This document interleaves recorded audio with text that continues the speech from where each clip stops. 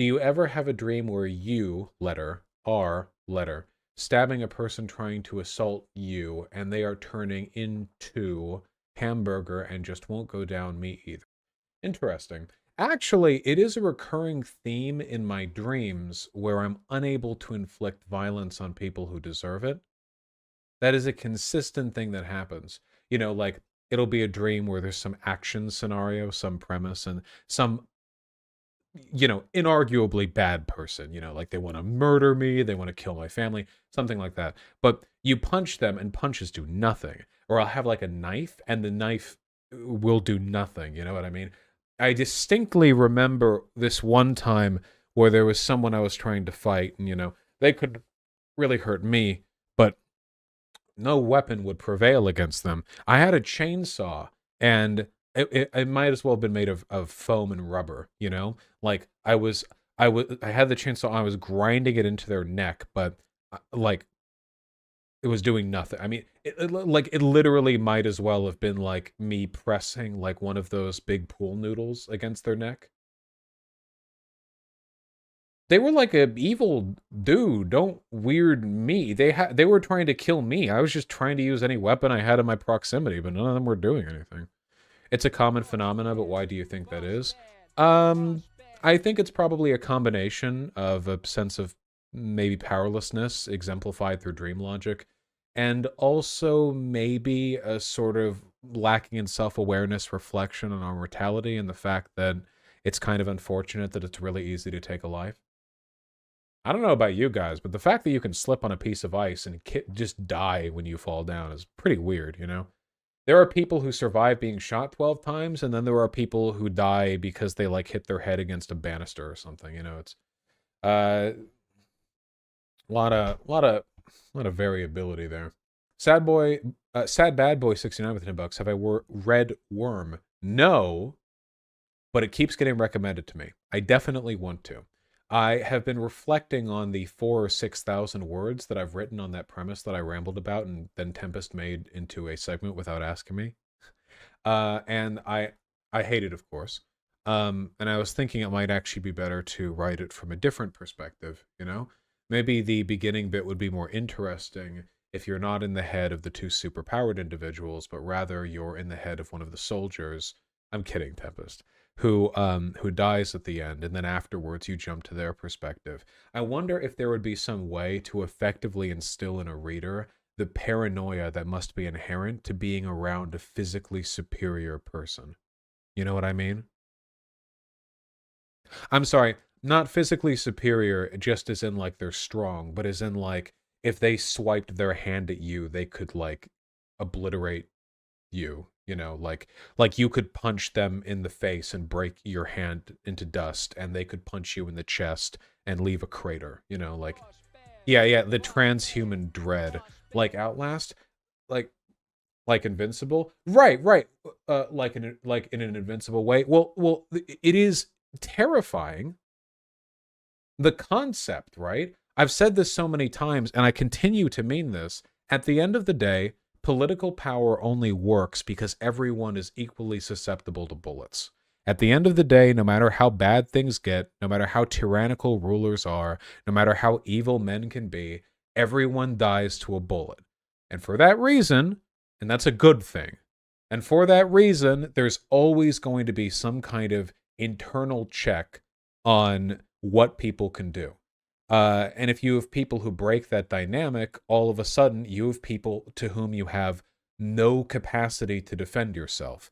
If you're around a superhuman person, you have to trust that they're a good person.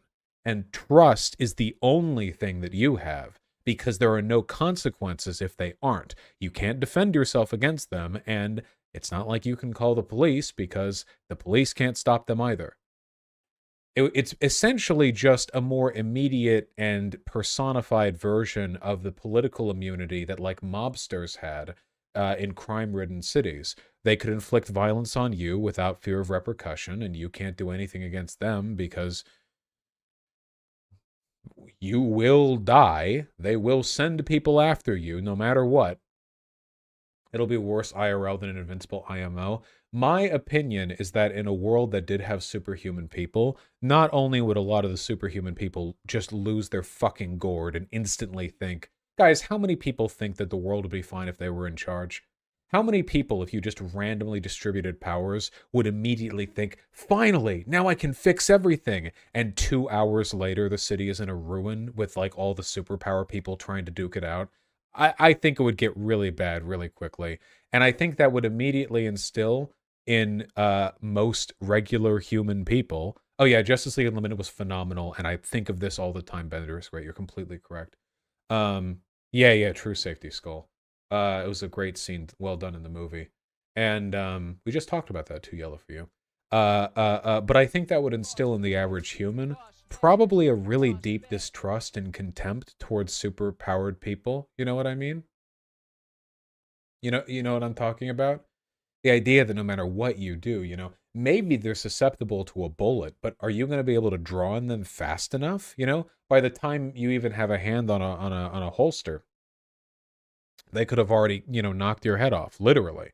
Just a deep suspicion. And I feel like you could instill that suspicion in a reader through the perspective of a soldier who's with the two superhuman individuals, even though the two superhuman individuals have done nothing wrong. I like how like people in chat are so desperate to feel like they're involved in the convo. Like they can't stop themselves. They have to be like, I know a story where superhuman people were bad.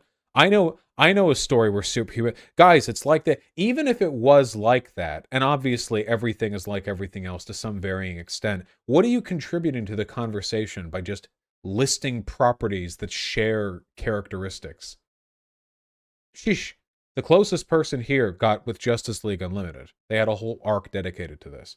The Boys, the Boys isn't even that. No, the only one who really exemplified that with the Boys was Homelander, but Homelander was a solvable problem. They didn't for auxiliary political reasons. Most of the superpowered people were essentially corporate icons who were allowed to be sociopaths because it was in line with the corporate interests that they served.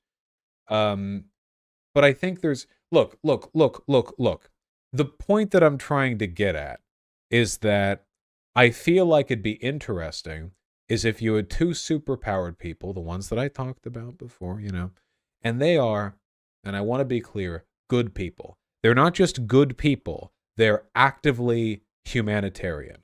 They're making an explicit effort to use their powers to be one of the few people who are like just helping for the sake of helping. Buy them beans, buy them rice, buy them a can of cola, whatever, they'll try to help out in the area, right?